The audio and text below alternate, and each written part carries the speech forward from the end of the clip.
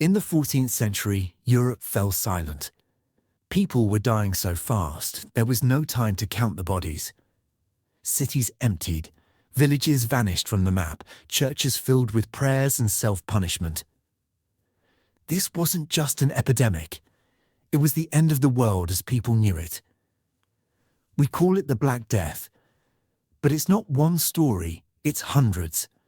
And behind each one, fear, superstition, helplessness, sometimes heroism, and often absurdity. In this series, we'll explore the strangest, most unexpected, and fascinating facts about the plague, not from a school book, but from the eyes of someone who lived through it. What would we feel? What would we believe? How would we survive? And were the rats really to blame? Let's dive into the dark, terrifying, yet deeply compelling pages of history. Fact 1. The plague didn't come from rats. At school, we were always told that the medieval plague spread because of rats. You know, those black rats running through the streets, carrying fleas, infecting people. But here's the twist. Modern research suggests the real culprits might not have been the rats, but us. The disease may have spread through lice and fleas living on humans. And honestly, the conditions were perfect for it. People didn't bathe, wore the same clothes for weeks, and lived packed together like beehives. What's even more telling is that in some areas where rats were rare or completely absent, the plague still broke out. How? Simple.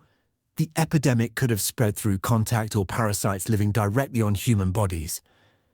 And this isn't just a theory. There are computer models that simulated different ways the plague could have spread, and the most accurate match. Human-to-human transmission, not rats.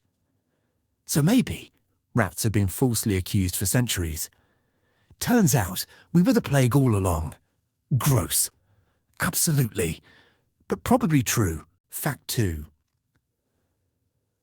The beaked doctors of death. Everyone's seen that strange mask with the long beak, the iconic symbol of the plague. But why did medieval doctors actually dress like that? It looks more like a horror costume than medical gear. Turns out it was quite serious. Doctors believed the disease spread through bad air, foul smells, basically. To protect themselves, they stuffed the beak with a mix of herbs, spices, even vinegar, and breathed through small holes, like a natural air filter. Their clothing was special too, a long leather coat, gloves, and a wide-brimmed hat, all meant to keep the infection from touching their skin. In a way, it was one of the first hazmat suits, even if they had no real understanding of bacteria or viruses. They looked terrifying. And what made it worse, their appearance in town usually meant only one thing: the plague had been confirmed. People feared them like angels of death. And for good reason. Few survived a visit from a plague doctor. Fact 3. The church believed it was divine punishment. In medieval times, people didn't understand what caused the plague. Without knowledge of germs or science, many believed the events were connected to spiritual matters. Religious gatherings became more common. People joined together in quiet walks, prayers and songs, hoping to bring peace and protection to their communities. In some places, public celebrations were paused. Leaders encouraged a more serious atmosphere, thinking it would help restore balance. Although these efforts didn't stop the illness, they brought people closer and gave them a way to cope with uncertainty. Ironically, the close contact during these gatherings may have helped the disease spread further, but no one knew that at the time. Fact 4. Up to 60% of the population vanished. It's hard to truly imagine the scale of devastation the plague brought to Europe. In some cities, more than half the population perished in just a matter of months. It wasn't just a health crisis, it felt like the world was ending. Florence, one of the most advanced and prosperous cities of 14th century Italy, lost about 60% of its population in a single outbreak. The city that once buzzed with life became a place of silence. Streets were empty, homes abandoned, and marketplaces closed. Entire families vanished. Businesses collapsed. Even the rhythm of daily life, bells ringing, carts rolling, voices in the square, was gone. But life in rural areas was often even more tragic. Small villages, with only a few dozen residents, had little chance of surviving once the plague arrived. If several families died, there was no one left to bury the others. The entire community would fall silent. These villages were left to rot and disappear.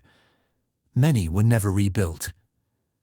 Today, archaeologists still find traces of them, scattered buildings, mass graves, and no signs of life beyond the final days. Fear spread faster than the disease itself. People abandoned cities, fled to the forests or hills, trying to escape the invisible threat. Some hid food or money, hoping to return. Many never did. Human contact became dangerous. Neighbors avoided one another. Loved ones were left behind. In some towns, even priests were gone. There were no funerals, no last rites. Bodies were placed in pits, covered with lime, and buried quickly. Death became ordinary. Grief constant. The plague didn't just destroy lives. It broke people's sense of safety. Afterward, Europe was different physically and mentally. People no longer trusted the world to make sense. The idea that life was predictable or secure, that idea died too. Fact 5. Mass graves and the bells of death. During the height of the plague in medieval Europe, cities faced a crisis that felt impossible to manage. Populations were shrinking day by day, and the systems meant to support communities quickly became overwhelmed. Traditions that once brought structure and comfort were set aside as people focused on immediate survival. There were no large institutions to handle events on such a scale. Spaces usually meant for quiet reflection were full. The cities ran out of room and time. Communities had to respond in the only way they could, by adapting quickly and trying to bring some form of dignity to chaos. Open areas beyond city walls, like gardens, fields, or unused land, were repurposed. These locations became places where large numbers of people could be respectfully laid to rest, with simple methods, done with care, but without ceremony. What mattered most was to offer calm in the middle of crisis. In some towns, a soft bell would ring when another life had ended. That sound became part of daily life, not to alarm, but to remind. People paused, even briefly. It was a quiet signal that everyone shared in something greater than themselves. As the situation continued, traditional gatherings became rare. People turned to smaller gestures. A nod, a quiet prayer, a candle in the window, symbols that showed grief was still present, even without words. Mourning became private, but no less real. And in the middle of it all, kindness continued. Helpers stepped forward, neighbors, workers, strangers. Some delivered food. Others simply stayed close, offering support with no need for thanks. These small acts gave people strength, even on the hardest days. The memory of that time lasted long after it ended. It wasn't just the loss that stayed in people's minds. It was how they responded to it. The silence, the strength, the care, even when things felt hopeless. That, too, became part of history. The medieval plague took millions of lives across Europe. But even more than that, it shattered people's sense of stability. What once felt solid, familiar, and unshakable began to fall apart almost overnight. Entire cities turned into shadows of themselves. Villages disappeared, abandoned and forgotten. Families vanished without a trace, no graves, no names carved in stone. And often, there was no one left to remember them. Everything changed. The noise of life was replaced by silence. Streets emptied. Churches stood still. Markets closed. It felt as if the world itself had stopped breathing. And yet, even in the midst of so much loss, not everything was lost. Someone still left a loaf of bread at a neighbor's doorstep.